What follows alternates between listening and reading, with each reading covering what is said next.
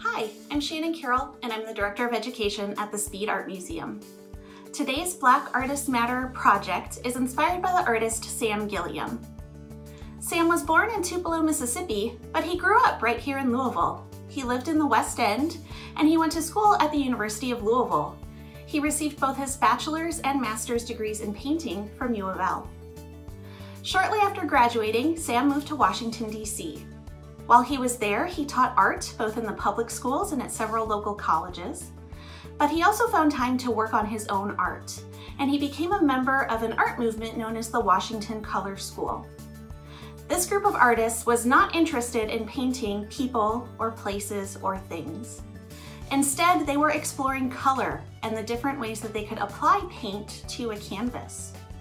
Rather than using paintbrushes, they would take buckets of paint and they would thin the paint out and then pour it onto the canvas to see where it would stain and how it would pool together and lay on the canvas. There was an element of chance or an element of surprise in the creation of their artworks. Because they were experimenting, they were never really sure how the finished artwork would look.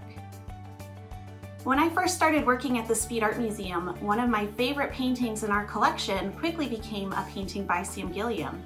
It's called Carousel Form No. 2. And what I love about this painting is that it's so bright and colorful and happy to look at.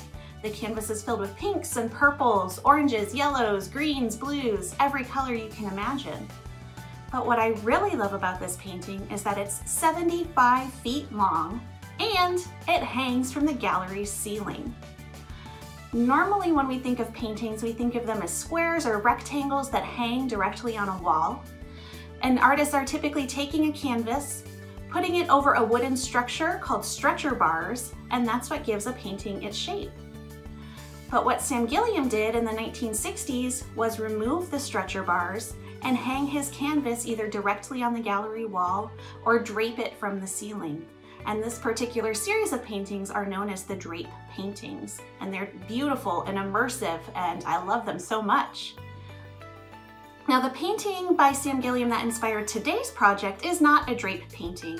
We have several paintings by Sam in the Speed's collection, and one of my other favorites is called Restore.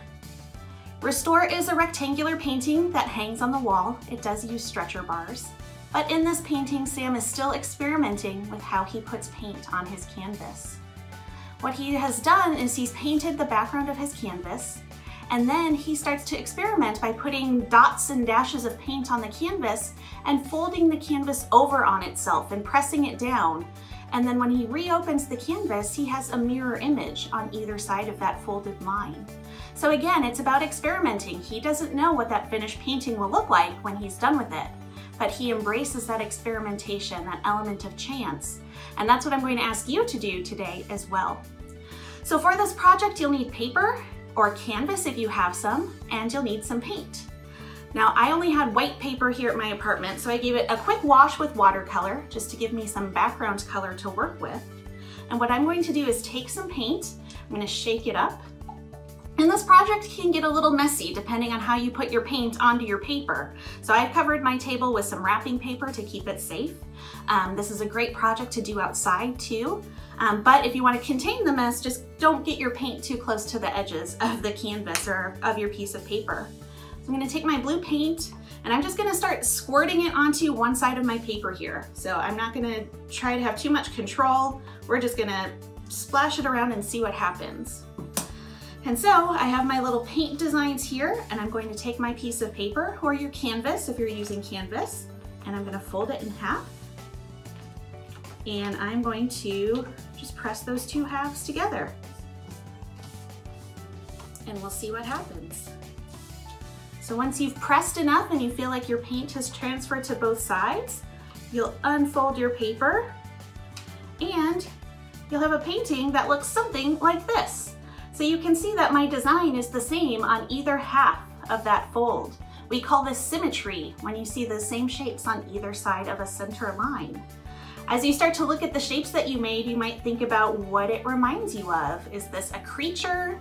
Is it a portrait?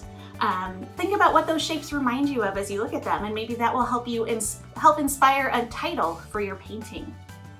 Now, Sam Gilliam, when he was making Restore, he did not only rely on that center line of symmetry, he folded his canvas in lots of different places. So as you do this, keep experimenting. Once this layer of paint dries, maybe add a new color and fold it in a different place and see what kinds of symmetrical designs that you get then.